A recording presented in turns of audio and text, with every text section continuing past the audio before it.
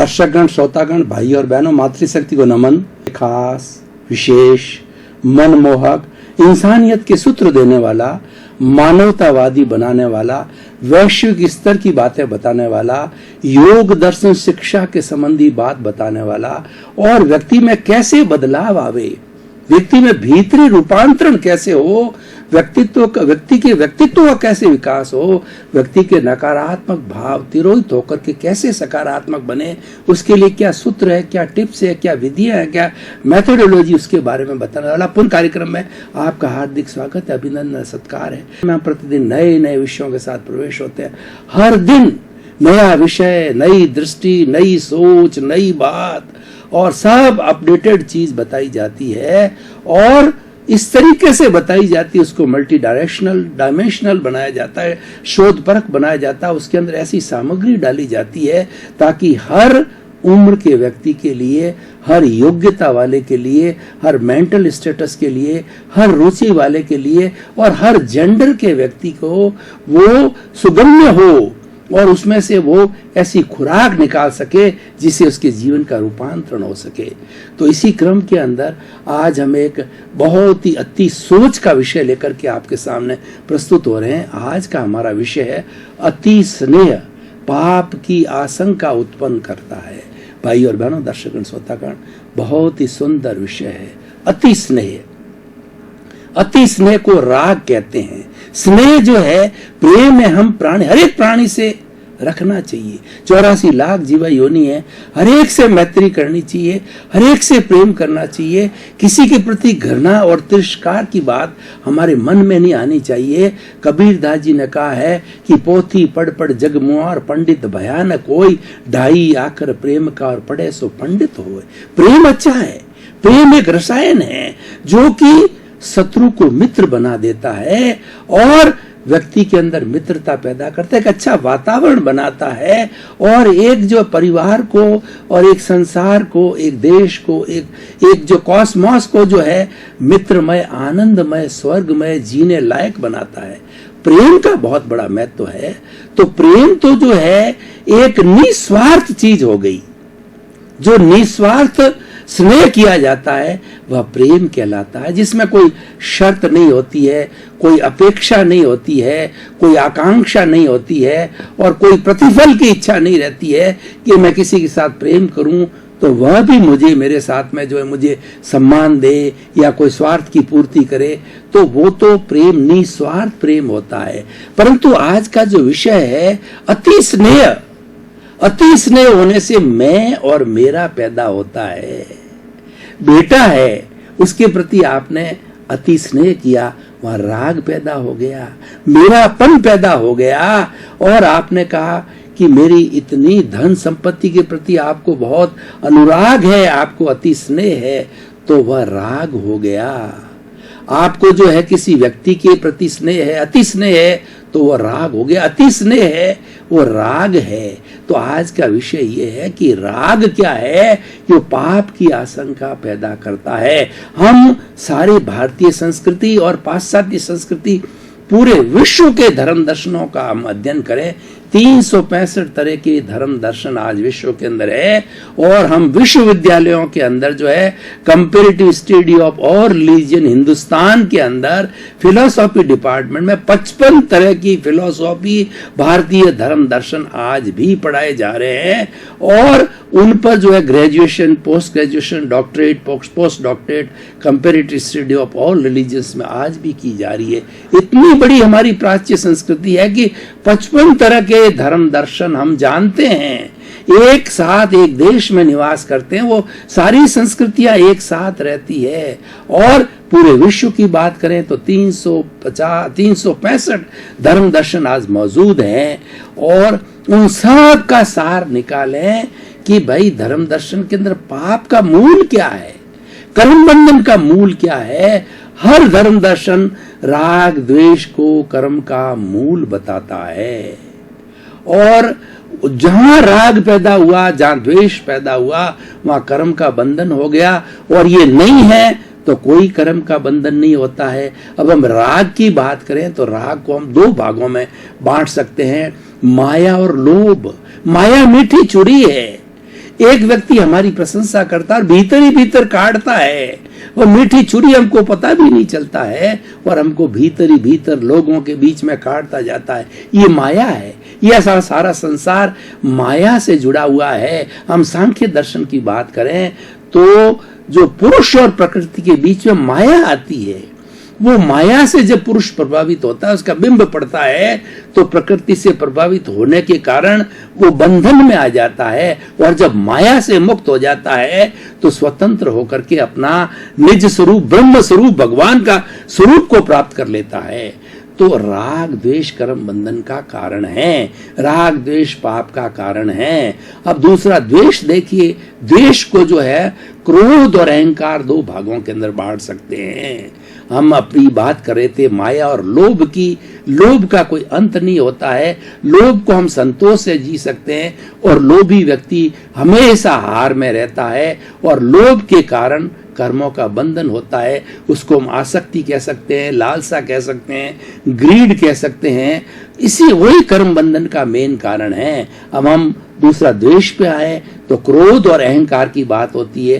क्रोध का मतलब गुस्सा करना, सारा शरीर कांपने लग जाता। क्रोध एक नशा है, क्रोध करने वाले को पता ही नहीं रहता है कि मैं क्या बोल रहा हूं और उसका जो ब्लड प्रेशर बहुत हाई हो जाता है और पूरे शरीर के अंदर जो एक कहना चाहिए विष पैदा हो जाता है। तो क्रोध को चंडाल कहा गया है।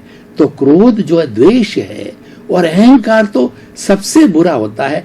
अहंकारी व्यक्ति सारी दुनिया के लोगों को अपने से निम्न समझता है और ये समझता है कि दुनिया के अंदर बड़ा हूं तो मैं ही हूं। और जब अहंकार आ जाता है व्यक्ति का, जब उसका विनाश प्रारंभ हो जाता है। मैं आपको रामायण को कोट करना चाहता हूं कि रावण अहंकार की वजह से मारा गया, जबकि रावण तो पूरे विश्व का माना हुआ पंडित था, प्रकांड पंडित था, सारे वेद उसकी जबान पे कंठस्थ थे, शिव का भक्त था और उसको अमृतत्व का जो है आशीर्वाद था। तो ऐसे अंत समय के अंदर जो राम के बाण से मरने वाला था, तो राम ने अपने भाई लक्ष्मण को कहा कि बहुत बड़ा विद्वान है, तुम उसके पास में जाओ और विद्या ग्रहण कर लो, ये विद्या उसके साथ जाने वाली है। तो लक्ष्मण पहले तो शक पकाए कि भैया दुश्मन के पास जाने की बात कह रहे हैं, लेकिन भैया का आदेश था, वो गए और वो उसके सिर की तरफ खड़े हो गए। तो रावण ने सैया पर सो रहा था, अंतिम समय था, तो रावण ने उसकी तरफ जो है वो आंख उठाकर भी नहीं देखा। काफी देर के बाद के लक्ष्मण जी आ गए, उनका भैया वो तो मेरी तरफ आंख उठाकर भी नहीं देख रहे कि तुम कहाँ खड़े थे। मैं उसके सिर की तरफ खड़ा था। कि नहीं, तुम उसके पांव की तरफ जाके खड़े हो। पांव की तरफ खाने का मतलब विनय, ज्ञान लो जिया जाता, विनय बिना ज्ञान नहीं आता है। ज्ञान लेने के लिए खाली होके जाना पड़ता है, विनयवान होकर के जाना पड़ता है। पैरों की तरफ खड़े रहे तो तुरंत जो है वो रावण ने उसकी तरफ देखा और लक्ष्मण ने कहा कि आप बहुत बड़े विद्वान हो, भैया ने बताया है, आप मुझे जो है इस दुनिया का सार बताओ, मनुष्य जीवन का सार बताओ, सब धर्मों का सार बताओ, सब वेदों का सार बताओ, आप प्रकांड पंडित हो। तो रावण ने एक ही बात कही कि भैया जीवन में अहंकार विनाश का कारण है। मेरी अहंकार की वजह से मैंने सीता का हरण किया और मैं जो है राम को सन्यासी सन्यासी बोल करके तिरस्कार करता रहा और जो है मैंने अहंकार के वशीभूत होकर के किसी को कुछ समझा ही नहीं है, इसी कारण मेरा विनाश हो रहा है। ये बहुत बड़ी शिक्षा है हमारे लिए कि व्यक्ति को जीवन में कभी भी अहंकार नहीं करना चाहिए। व्यक्ति को न तो सुपीरियरिटी कॉम्प्लेक्स में जाना है, न इंफीरियरिटी कॉम्प्लेक्स में जाना है। व्यक्ति को मध्यस्थ जीवन जीना चाहिए। मध्यस्थ जीवन करने वाला, मध्यस्थता करने वाला व्यक्ति हमेशा जीत में रहता है, वो संतुलित जीवन जीता है, वो शांति प्रिय जीवन जीता है और वो आनंद के साथ में रहता है। तो अब देखिए कि हमने ये सारी बातें जो है वो क्रोध, मान, माया, लोभ, राग, द्वेष की बातें कही, तो इसको धर्मों ने पाप माना है। कैसे पाप माना है मैं आपको बताना चाहता हूं कि राग को देखिए, राग करने से मैं और मेरा भाव आ जाता है। मेरा शरीर, मेरी पत्नी, मेरी संतान, मेरा धन, मेरा पद, मेरा प्रतिष्ठा, मैं और मेरा के अंदर व्यक्ति उलझ जाता है उलझ करके वो आसक्ति के अंदर आ जाता है, उसमें कर्तापन आ जाता है। गीता में कहा गया है कि कर्तापन ही कर्म बंधन का कारण है। जो अपने आप को कर्ता समझता है वो कर्मों का उपार्जन करता है और वास्तव में वो कर्ता हो ही नहीं सकता। कर्ता तो व्यवस्थित शक्ति है, वह संजोग जुटाती है और वो हमारे कर्मों के अनुकूल जो है संजोग, सुख दुख के, पाप पुण्य के जो है संजोग जुटा करके निमित्त बन के काम करती। कर्ता तो वो है। मनुष्य कर्ता कैसे हो सकता, हो ही नहीं सकता है। लेकिन कर्ता मान लेता, ये मैं और मेरापन जो है, ये राग है, वो व्यक्ति को कर्ता बना देता है और कर्ता बनाने से कर्म बंधन स्टार्ट हो जाता है। कर्म बंधन का अर्थ होता है पाप हो जाता है। तो देखिए सारांश क्या आता है कि अति स्नेह किसी चीज से मत करो, अपने शरीर से भी स्नेह मत करो। ये शरीर नाशवान है, ये शरीर जो है विनाशी है और जब इसका आयुष्य कर्म संपन्न हो जाता है तो शरीर की मृत्यु हो जाती है और इस शरीर में से जो भीतर विराजमान शुद्ध आत्मा भगवान है, वह आत्मा तेजस शरीर और कार्मण शरीर, तेजस शरीर धक्का देता है आत्मा को और कार्मण शरीर को। कार्मण शरीर हमारे पुण्य पाप जिसकी हम चर्चा कर रहे हैं उसका चिट्ठा होता है, उसका वेयर हाउस होता है, उसका रिकॉर्ड होता है। वो लेकर के साथ में तीनों चीजों जाकर के और व्यक्ति दूसरी माँ के जो है वो गर्भ के अंदर पैदा हो जाता है या जिस जिस योनि में जाता है वहां उसका जन्म हो जाता है। यानी राग द्वेष जन्म का कारण है, ये भव भवांतर के अंदर घुमाता है। मैं आपको एक उदाहरण देना चाहता हूं कि अगर गेहूं का बीज है उसको हम बोते हैं तो बोने के बाद में उसको पानी दिया जाता है, जलवायु होता है उसके अंदर और उसकी खाद दी जाती है। इन सब से मिलकर के उससे फलक निकलता है और जो है गेहूं का पौधा आता है और एक पौधे से सैकड़ों गेहूं हमको मिलते हैं। उसके अंदर उससे उगने की योग्यता है। अगर उसी गेहूं को हम जो जला देवें, तवे के ऊपर जला दिया जाए और फिर उगाएं, उसकी उगने की शक्ति समाप्त हो गई। कारण कि उसमें जो एकेंद्रीय जीव था वो मर गया और पहले जो उगा था वो एकेंद्रीय जीव उग करके और जो है वो हमें गेहूं के सैकड़ों दाने दिए। इसका अर्थ क्या है कि राग द्वेष समाप्त हो गया। उसी तरीके से हम इस शरीर के साथ जो कार्मण शरीर है, जो हमारा राग द्वेष है, जो हमारा पुण्य पाप है, उसको हम धो डाल देते हैं, आत्मा को मांस देते हैं, आत्मा को प्योर कर देते हैं, आत्मनिरीक्षण करते हैं, आत्म परीक्षण करते हैं, सेल्फ रियलाइजेशन करते हैं, इंट्रोस्पेक्शन करते हैं। करते करते हमारा आत्मा 24 कैरेट का शुद्ध हो जाता है, वो सिद्ध बुद्ध और मुक्त बन जाता है और फिर ये संसार की जो 84 लाख जीवा योनि के चक्कर के अंदर कभी नहीं आता है। तो इसीलिए भाई और बहनों, इस एपिसोड से हमें शिक्षा क्या मिलती है? हमारा पुनरुत्थान कार्यक्रम शिक्षा देता है। बिना शिक्षा के एक शब्द भी नहीं बताता, एक वाक्य भी नहीं कहता। हर वाक्य में, हर शब्द के अंदर जो है शिक्षा मिलती है। जीवन का बहुत बड़ा जो है हमको एक रास्ता मिल गया कि हमको अति स्नेह किसी से नहीं करना है। जग माही ऐसो रहो जो अंबुज सर माही, रहे नीर के आसरे पर जल छुअत नाई। विवेकानंद जी ने बहुत ठीक कहा है कि remain in the world as a lotus remains in the mud.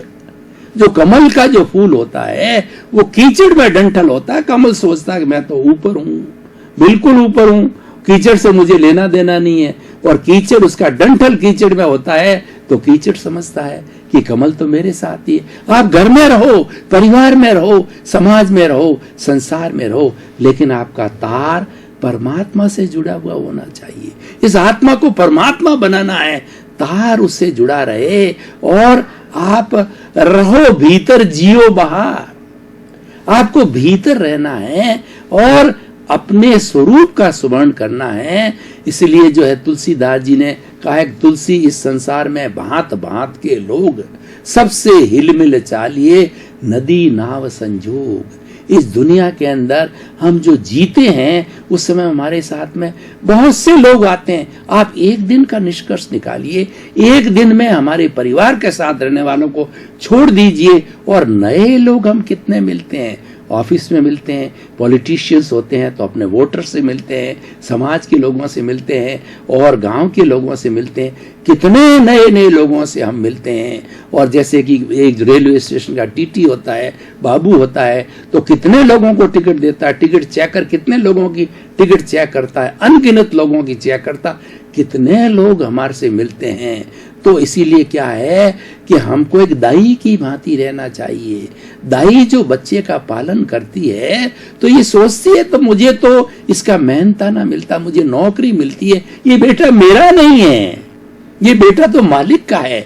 आपकी पुण्य से आपको धन मिला है, आपको दौलत मिली है, आपको मकान मिला है, आपको बंगला मिला है, आपको पत्नी मिली है, आपको संतान मिला है, उसको मैं मेरा मत समझो।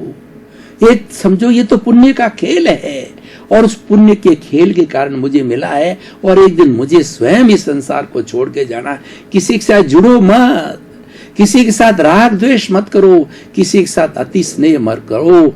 अति स्नेह ही जो है हमें बंधन में डालता है, पाप में डालता है। यही आज का हमारा एपिसोड है। तो भाई और बहनों, दर्शकगण, श्रोतागण, कितना एक जीवन का जो है हमें सूत्र मिला कि हम जीवन भर जिए तो हम जो है बिना किसी आसक्ति के जिए, अपने निष्काम कर्म करते रहो, फल की इच्छा मत करो। भगवान कृष्ण ने बहुत ही सुंदर गीता में कहा है कि व्यक्ति को हर क्षण उद्यम करना चाहिए। 24 घंटे व्यक्ति क्या करेगा? Empty mind is a house of devils. अगर व्यक्ति बैठा रहेगा, सोचता रहेगा तो पागल हो जाएगा और सारा दिन करेगा क्या? उसको कर्म करते रहना चाहिए। कर्म भी सत्कर्म होना चाहिए। ऐसा कर्म न करना चाहिए कि किसी को दुख हो, किसी को जो है तकलीफ हो। ऐसा कर्म नहीं करना। कर्म ऐसा करना किसी का परोपकार हो, किसी की भलाई हो, स्वयं को आनंद मिले, स्वयं का जीवन अच्छा मिले, वह सत्कारी कहलाता है। लेकिन लोग जो है आज का सिनेरियो देखो, आज लोग कितने दुष्कृत करते हैं।